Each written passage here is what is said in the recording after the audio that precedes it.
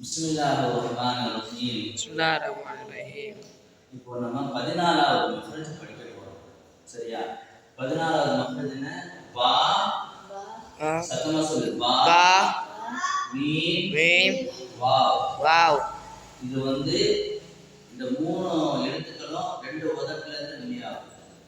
அது எந்தெந்த பகுதிகள் அப்படின்னு சொன்னா 2 உதடுகளுடைய ஈரப்பகுதி சேர்ந்து பா வெளியாகும். பாரு, பா.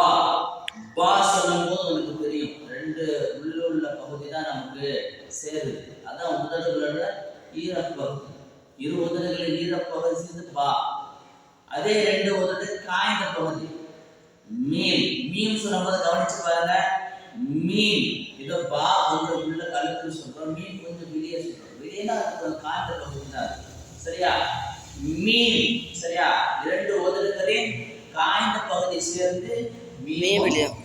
அப்புறம் 2 உதடுகளின் 2 ஓரங்கள், இந்த 2 உதடுகளுக்குள்ள இந்த ஓரங்களுக்கு பெரிதா இல்லையா? இந்த 2 ஓரங்கள் சேர்ந்து பூவின் மொட்டு போல குவித்து. பூவின் மொட்டு பார்த்திருக்கியா? மல்லிகை பூ ஏதாவது பூனாங்க அந்த மலர்றதுக்கு முன்னாடி அது மூடிய பேர் மொட்டு, பிளாசம். அந்த மொட்டு எப்படி இருக்கும்? இப்படி இருக்கும்ல, அது மாதிரி உதடுகளை வாவ் அப்படி குவித்து, உதடுகளை குவித்து என்ன சொல்லணும்? 2 ஓரங்களை சேர்ந்து ஒரு பூவின் மொட்டு போல குவித்து வாவ் வெளியாகும். அவ்வளவுதான். புரியுதா? இன்னைக்கு 14வது மக்ரஜ் இந்த பா மீம் வாவ். படிப்போமா?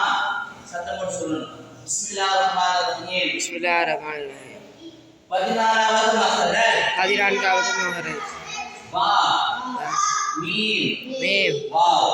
வாவ். பா, பா, மீம், மீம், வாவ். வாவ். இவைகள் 2 உதடுகளிலிருந்து வெளியாகும். 2 உதடுகளிலிருந்து வெளியாகும்.